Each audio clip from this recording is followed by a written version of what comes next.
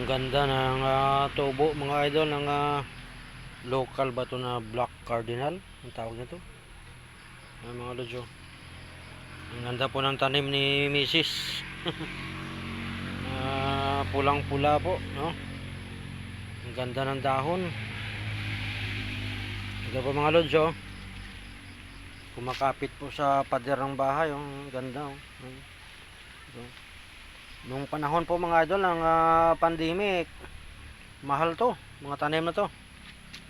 Ito mga lods, so ayan, may bunga pa po yung sili. Ayan, oh, siling haba mga idol. Ayan. Saka ito yung mga ibang tanim niya mga idol, oh. Ayan. Pinaparami niya na naman po, no?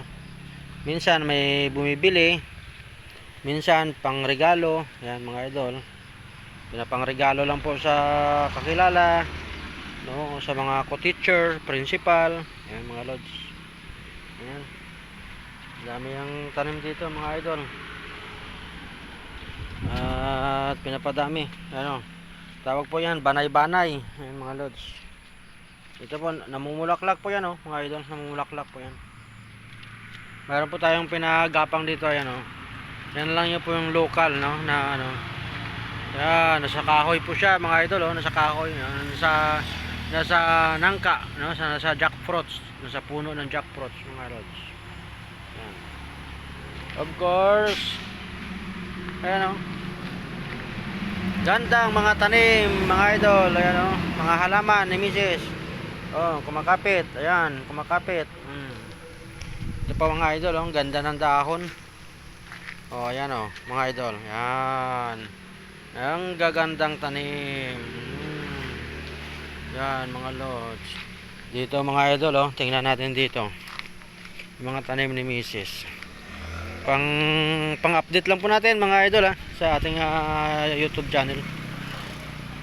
Yan, oh. Oh, yan. Yan mga idol, oh, tanim niya. Oh, yan, oh, yan. Yan ang mga tanim. Mga halaman, mga idol, nandito sa bahay. Oh, yan. Oh. Marami po kaming ano dito. Oh, mayroon din po kaming tawag dito batuan, ayan, oh. Oh. Mayroon din pong libas, ayan, libas pang-asim. At mayroong puno ng kalamansi, mga lods. Yan. May mga tanim kami dito sa backyard po namin mga idol. Of course, mayroon po kaming dragon fruits at kamyas, mga lods. Yan. Namumulaklak po yan, oh. Namumulaklak. At ito po yung palm powder, oh, flower. Yan, oh. Ayan mga lodi. Yan. Ito naman po mga idol, ang bulaklak po, tawag dito sa amin bulaklak ng labuyong manok. Yan, oh, namumulaklak mga lodi. Yan. Okay, pang-update lang po natin to mga idol sa ating YouTube channel. Wala po tayong nagawang video ngayong araw kasi busy po tayo.